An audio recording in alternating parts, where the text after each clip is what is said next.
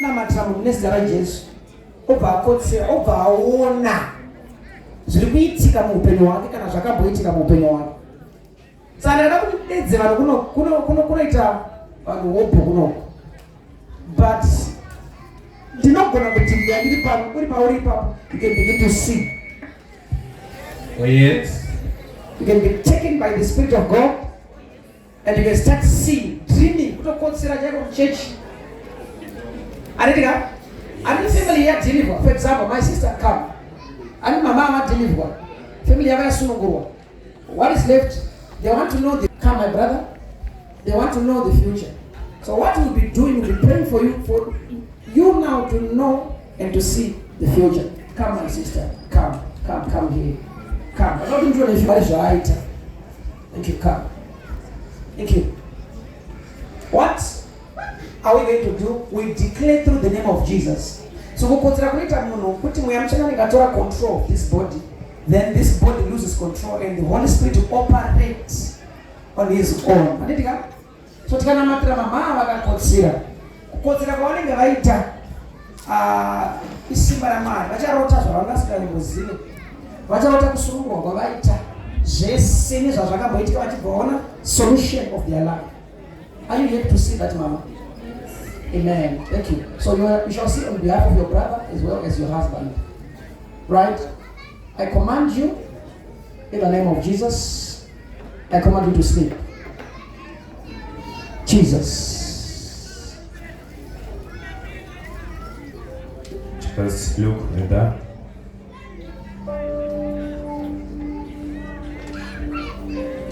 Okay, Jesus. Now, we want you to see the future. So, let's say we're going to be sure than me.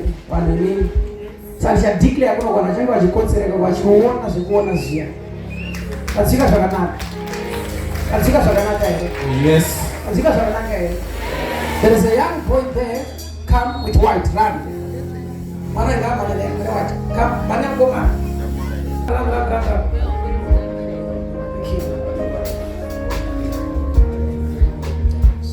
Thank you.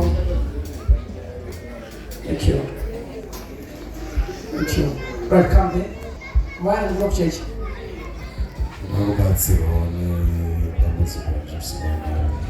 Church I'm going to shmira pamko.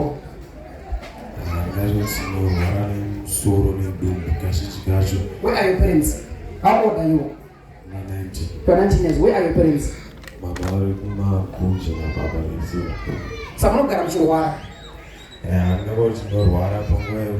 Do you know what will be happening in Chirwara?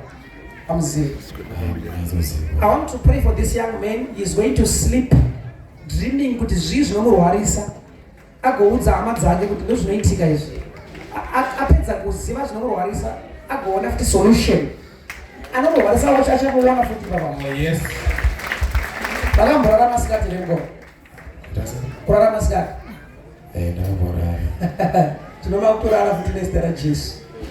I command you to sleep. In the name of Jesus. Thank you, Jesus. Thank you, Jesus. Close your eyes. I command you to sleep and dream about your future right now.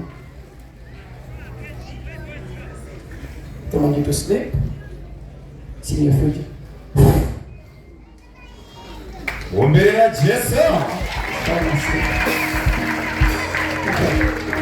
Thank you. Right. I cannot call all of you to come here just because of time. Manika? But for some few minutes, let the Holy Spirit allows you to see something. I cannot call all of you. Thank you. So she needs time, you know.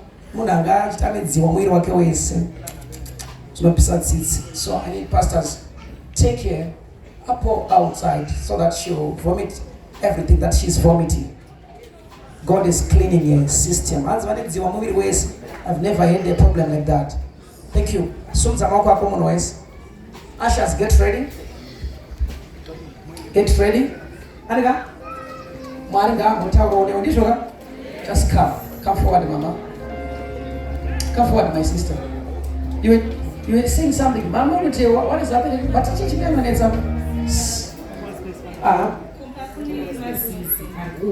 Just come forward.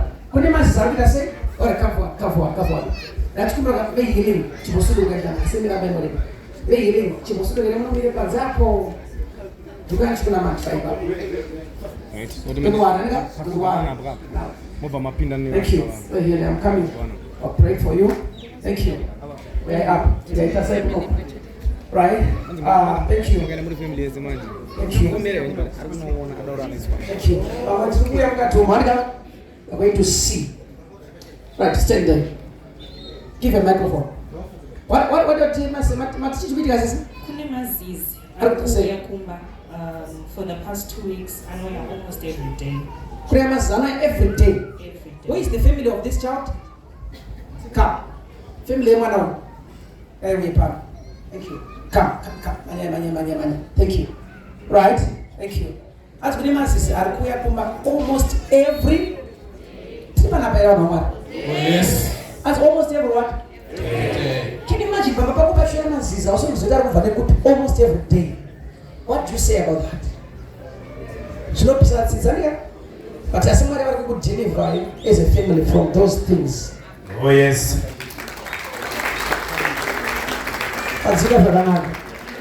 Thank you. So God is going to deliver you. You come. Mama, come. You come. Join your hands. As I'm praying for you, Mushawana Mazisa Ashenda, but what I shall say, Mazaka Buba, Mushawana in a deep sleep, Mushawa Zaman's needs with Masajo, I got to move a poop. And I say, I'm church warner. It's talking about those who are then pencil, I'm chatting on Maz's foot. But I see, I start with Mazat, it's not the Zerta of a poop. Mushawana to Diana Nash to Mazis about it. So, Mamati was so guy. This, even though it's just your future, I want you to see your future and your husband. Join your hands. I want also you to see your family, like your sisters.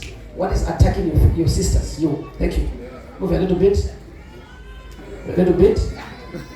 Thank you. Stretch your hands to them, church. What makes them to see is the Holy Spirit. Other people I know who don't have. I'm going to say no. I'm saying I'm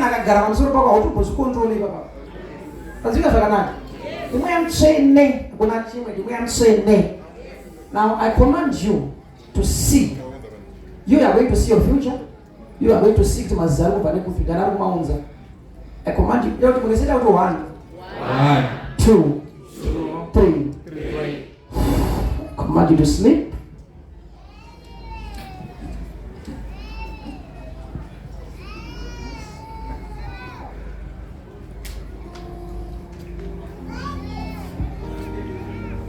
Command you to sleep. Nothing is impossible with God. Just look at that. The power of God.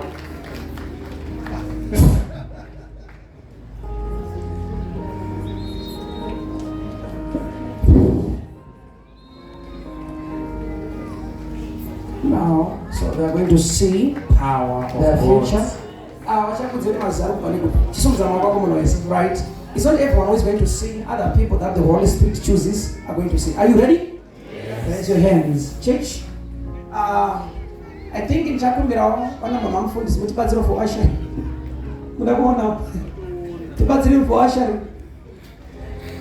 Yes, I know many people will be sick, so there'll be need of more ushers. Are you ready? Yes. Thank you.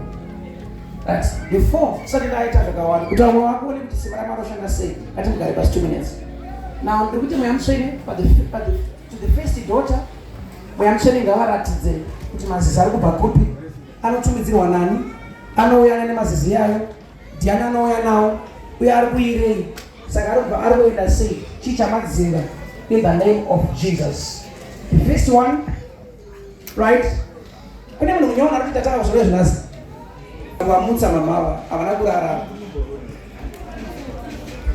aripo ere munakadaro or everyone is believing to vakarara anika you have come my brother, but I want a lady now. She's a lady. I want a lady. Yes, we are insist. That's it. Timuone kuti vakarara run. Run. Let us first try with this one. Try to work it out.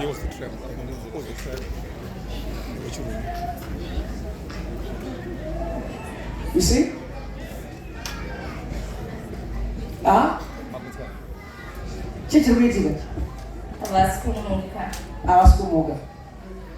Okay. Now, Haskumuga, there was much penny, so much when I am telling you, I think that you don't have to don't know Kunzi. You know, I go to China, I am saying, okay, I command you to wake up 1, 2, 3, now.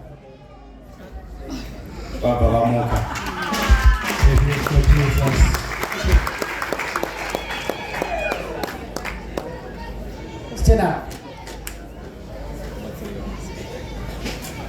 5 minutes. I don't know what 5 minutes. Okay. Give me a microphone. Sister, what is your name today?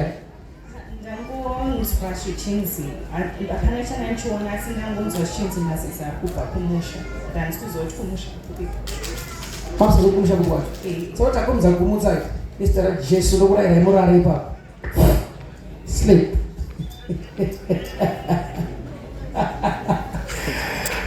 Yeah. All right, thank you. This is not about Musha. I'm not more. That's some game. But that's what I'm showing. Close your eyes. Ashes, get ready. Now, the Nora, I want to attack Gurara. I want me. I command other people to see their future right now.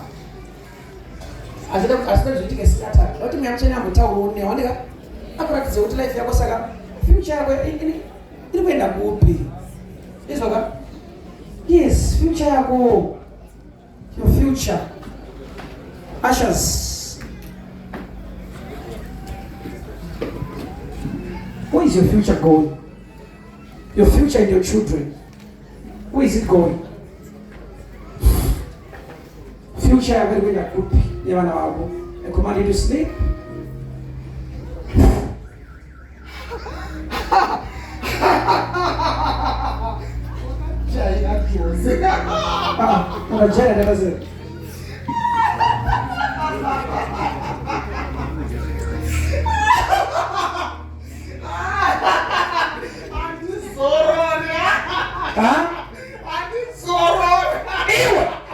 I want you to touch this child.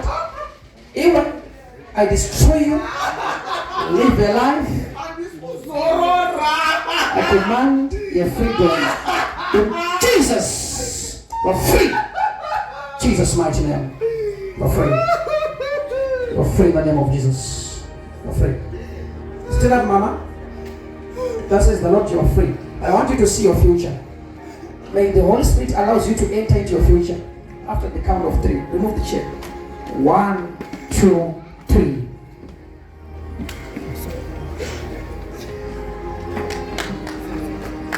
Oh yes. Now, raise your hands. Raise your hands. What is happening?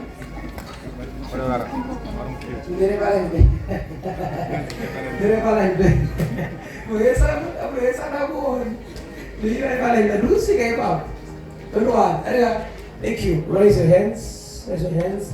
Raise your hands. Ushers.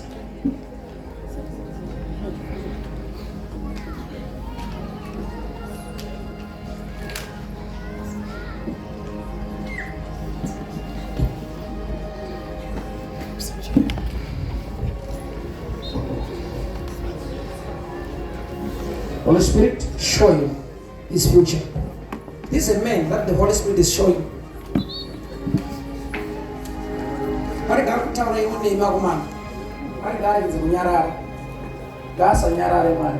Ushers, please look at shadow comments and you cover that person quickly. Ushers.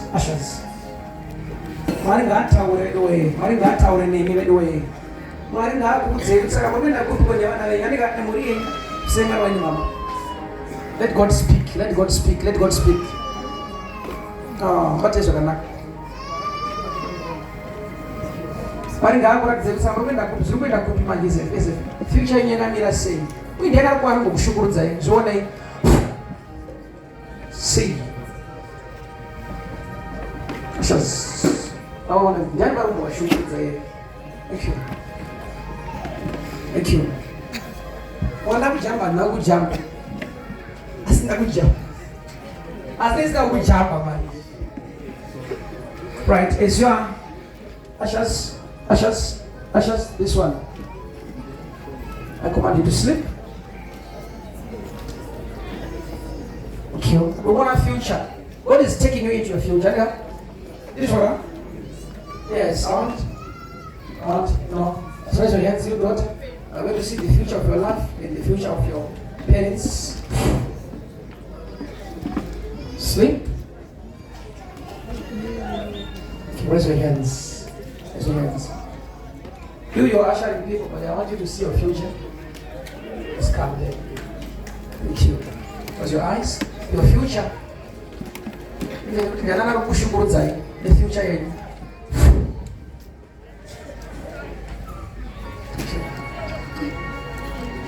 God must show you the future disciples. Where is your life going? Ushers.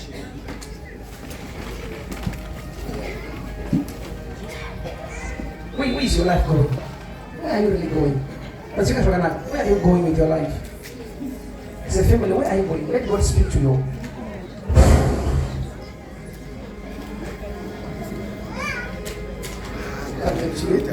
Raise your hands. Raise your hands. Raise your hands. Now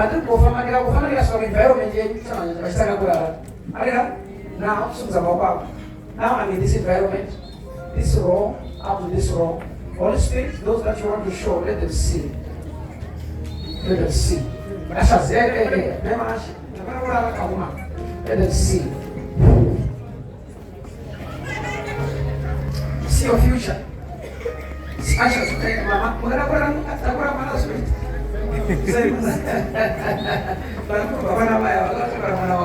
Raise your hands. See your future. See your future. I shall see it. I shall see it. I shall see it. I shall see your future. May God show you what is happening.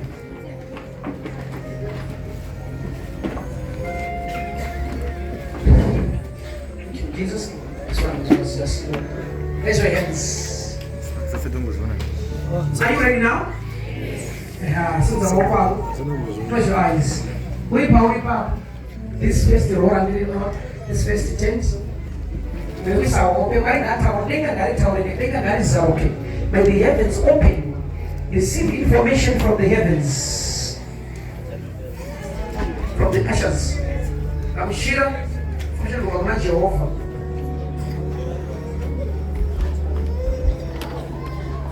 Ashes.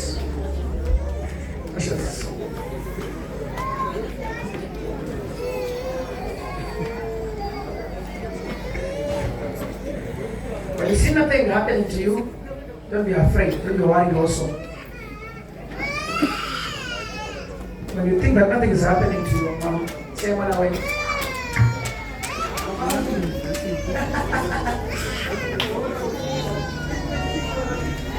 See, what do you got to tell your name? Yes. Close your eyes. This row, I command you to sleep. 1, 2, 3.